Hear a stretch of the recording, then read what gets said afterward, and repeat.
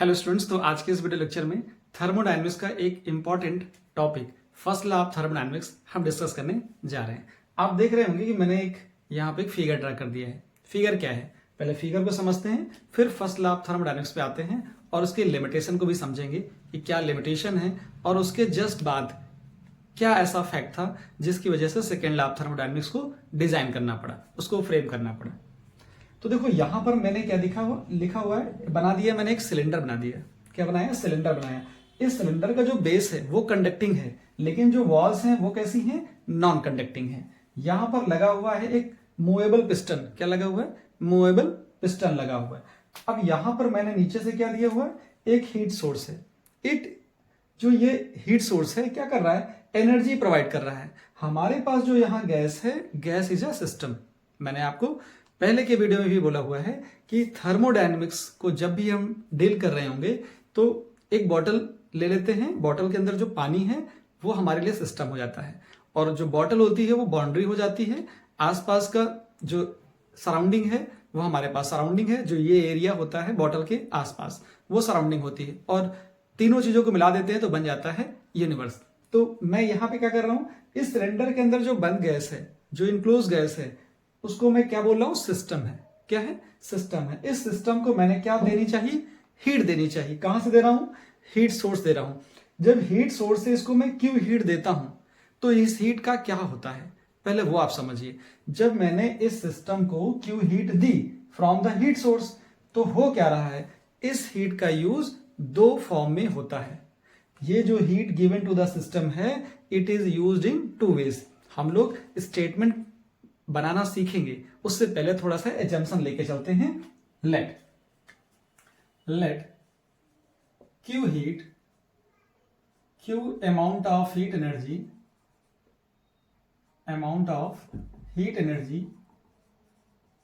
Heat energy given to the system. मैंने क्या बोला? Let Q amount of heat energy is given to the system. This heat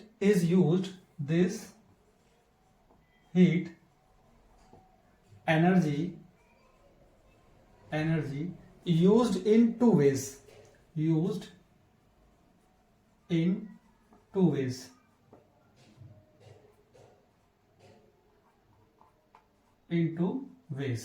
कौन कौन से veg हैं?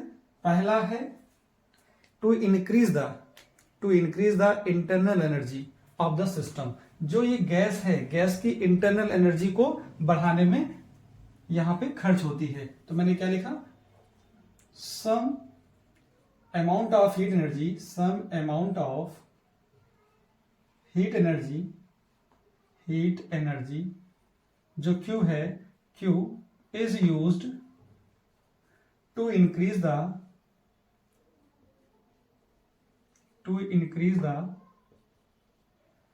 internal energy of system, that is delta U।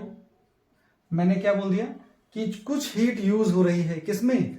इस gas की, इस सिस्टम की इंटरनल एनर्जी को इंक्रीज करने में, और बाकी कहां यूज हो रही है? Second, rest of heat energy is used to do work by the system। देखिए यहां पे जो गैस है वो वर्क करती है किस पर? इस पिस्टन पे वर्क करती है। To do work by the system in displacing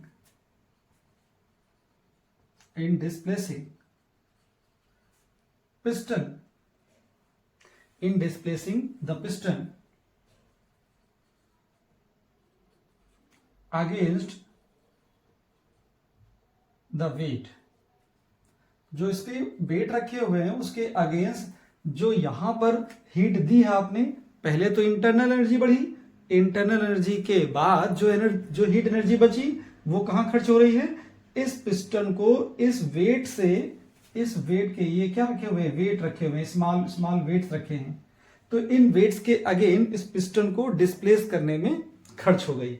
इसका मतलब ये आया, हम ये समझ पा रहे हैं यहाँ पे कि हमने Q amount of heat energy दी तो कहां कहां यूज हुई, पहले वो यूज हो गई है इसमें, किसमें, to increase the internal energy of the system delta U, और बाकी यूज कहां हुई है, to do the work by the system, to do work by the system in displacing the piston against the weight. तो हमने ये मतलब निकाला यहां से कि जो क्यू हीट दे रहे थे वो कहां कहां गई, नीचे लिखा जाएगा that is Q is equal to, हमने जो हीट दी वो यूज हुई इंटरनल एनर्जी में और प्लस वर्क डन में यूज हुई। तो हमारे पास ये फॉर्मूला आ गया, ये फॉर्मूला आया।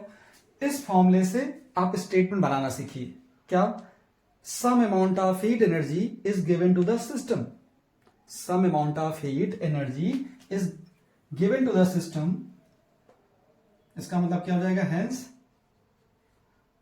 सम, अब सम का मतलब Q amount of heat energy है, some amount of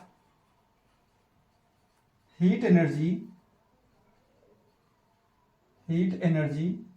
is given to the system, is given to the system, given to the system, energy is given to the system, is equal to the sum of increase in internal energy, increase in internal energy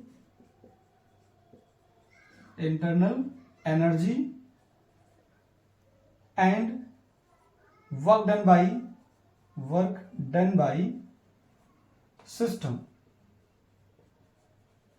तो जो increase in internal energy है वो है आपके पास delta U, और जो work done by the system है वो है डब्ल्यू। तो ये तो आपके पास स्टेटमेंट हो जाता है यहां से यहां तक। तो आप ये इतना बोल सकते हो, जब आपसे पूछा जाए first law of thermodynamics explain करिए तो आप इतना ही बोल दीजिए, some amount of heat is given to the, if some amount of, ऐसा बोल सकते हो कि some amount of heat energy is given to the, heat energy is given to the system is equal to the क्या होता है, sum of increase in internal energy and work done by the system. हो गया। देखिए यहां पर जो ये स्टेटमेंट है Q is equal to delta U plus W, actually ये क्या बता रहा है, ये बता रहा है कि एनर्जी कंजर्वेशन होता है। क्या हो रहा है, first law of thermodynamics is basically based on the law of conservation of energy. तो ये तो हो गया आपके पास फॉर्मेट। इसी को मैं अगर डिफरेंशियल फॉर्म में लिखूं, क्या है, यहां पे Q इज इक्वल टू कितना आ गया, डेल्टा यू प्लस डब्ल्यू आ गया। मैं इसी फॉर्मेट को ऐसा ले सकता हूं, क्या, इफ W इक्वल टू क्या हो जाए, P डेल्टा V हो जाए। तो मैं इसी को लिख सकता हूं ऐसा, Q is equal to delta U plus P delta V। इस फॉर्मेट में भी लिखा जा सकता है। मैं इसका डिफरेंशियल फॉर्म आपको बता दूं तो देखो क्या होता है डिफरेंशियल फॉर्म,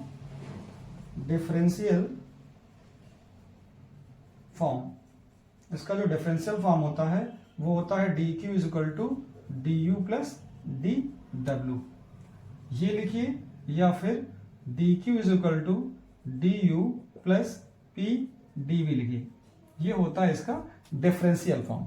ज्यादा करके तो आपसे यही पूछा जाता है कि आप बताइए फर्स्ट लॉ ऑफ थर्मोडायनेमिक्स क्या होता है। तो फर्स्ट लॉ ऑफ थर्मोडायनेमिक्स बताने के लिए सबसे पहले आपको एक फिगर ड्रा करना पड़ेगा। इस फिगर के साथ आपको बताना पड़ेगा कि कितने अमाउंट ऑफ हीट एनर्जी आपने सिस्टम को दी है, और फिर उस हीट एनर्जी का कितना अमाउंट ऑफ हीट खर्च हो रहा है इंक्रीज इन इंटरनल एनर्जी में, और रेस्ट ऑफ हीट जो यूज हो रही है वो वर्क डन में यूज हो रही है। क्योंकि यहां पर जो इंटरनल एनर्जी इंक्रीज होती है उसके बाद फिर इंटरनल एनर्जी किसकी इंक्रीज हो रही है, गैस की। गैस फिर वर्क कर रही है इस पिस्टन पर, किसके अगेंस्ट, इन वेट के अगेंस्ट, जिससे कि डिस्प्लेस हो जाता है। तो आपको समझ में आ गया होगा कि क्यू हीट देते हैं तो वो डेल्टा यू और डब्ल्यू में चेंज हो जाती है, कन्वर्ट हो जाती है। इसीलिए मैंने Q equal to delta U plus W लिख दिया है।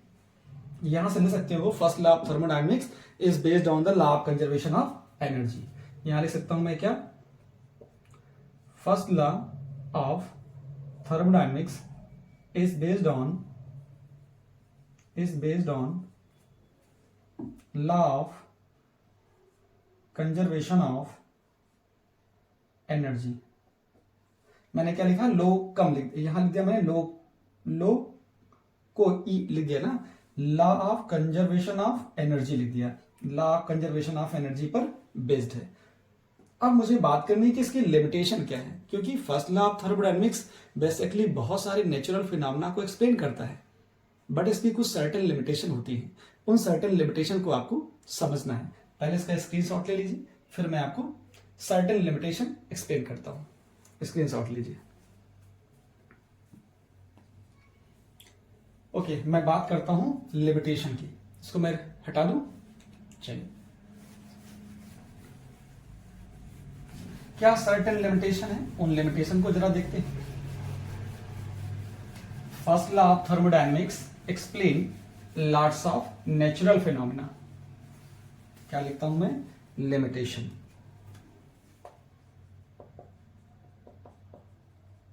limitations of first law of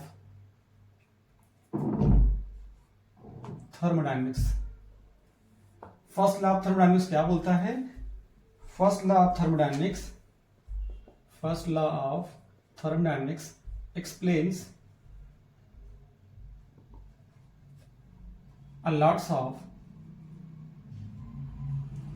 natural phenomena।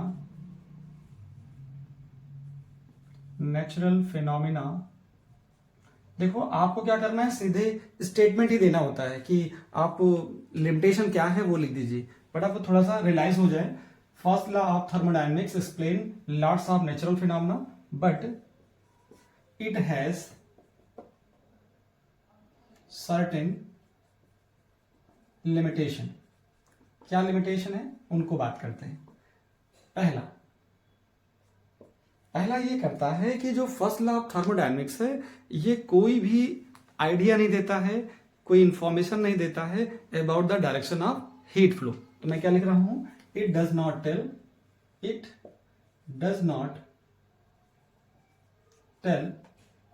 Anything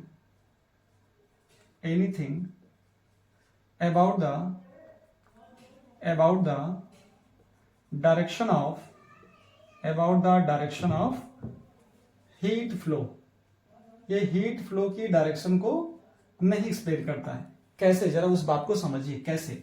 जैसे मैं एग्जांपल दूं कि मैं बुलेट की बात कर रहा हूं, किसकी बात कर रहा हूं, बुलेट की बात करता हूं। जैसे बुलेट को फायर कर दी गई, तो जब बुलेट टारगेट पे पहुंचती है तो वहां क्या करती है, उस टारगेट की पोटेंशियल एनर्जी को इंक्रीज कर देती है। कैसे इंक्रीज करती है, जैसे ही बुलेट हिट हुई टारगेट पर, तो टारगेट को उसने हिट कर दिया। हिट करने से क्या हुआ, उसकी एनर्जी बढ़ गई। कौन सी एनर्जी बढ़ी, पोटेंशियल एनर्जी बढ़ गई।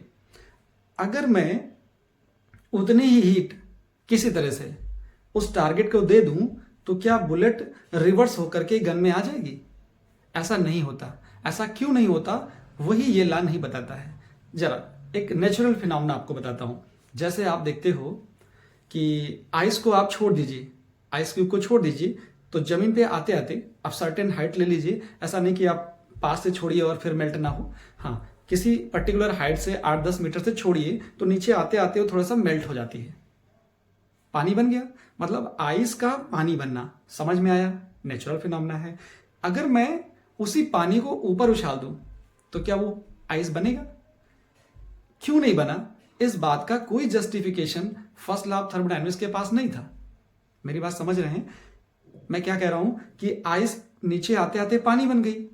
समझ में आया? ठीक है, ये समझ में आया।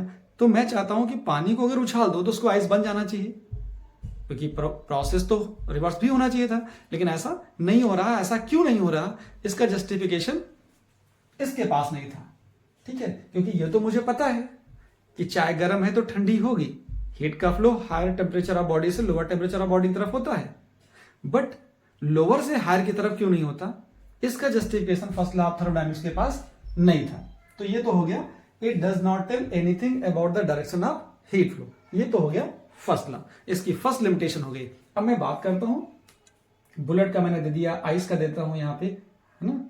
ये आइस के बारे में एग्जांपल हो सकता है कि फॉलिंग ऑफ आइस, और ये फायरिंग ऑफ बुलेट हो गया, दो एग्जांपल हो जाएंगे यहां पे। दूसरा मैं देखता हूं, देखिए दूसरा क्या कहता है कि किस कंडीशन पर जो वर्क है, जो मैंने हीट दी है, वो वर्क में कन्वर्ट हुआ है। It does not tell anything, it does not tell anything under what condition, under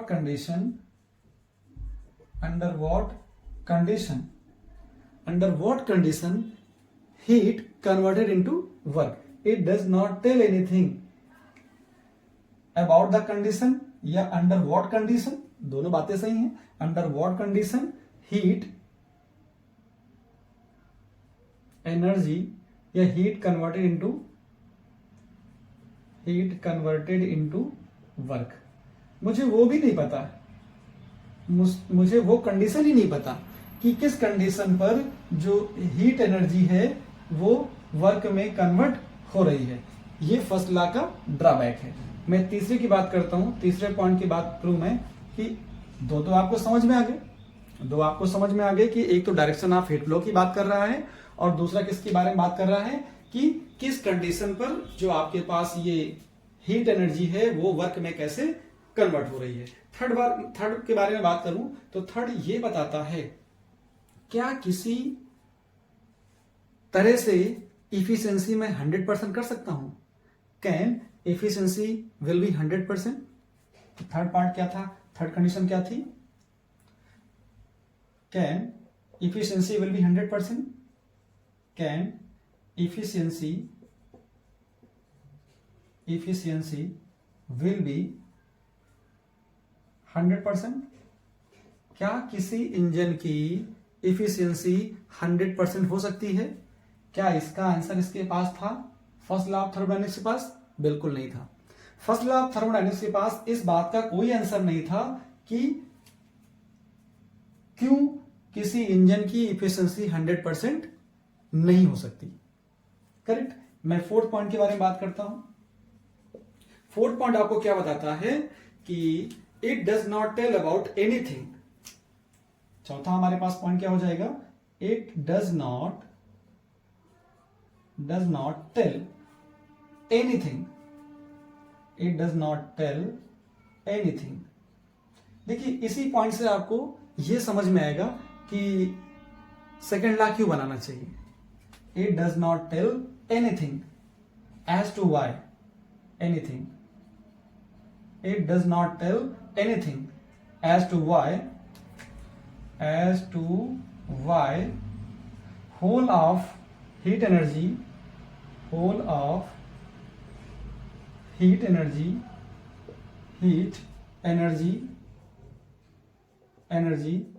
cannot be converted into work। ऐसा फर्स्ट लॉ ऑफ थर्मोडायनेमिक्स के पास कोई एक्सप्लेनेशन नहीं था। First law has no explanation of this fact. क्या था? First law of thermodynamics has no explanation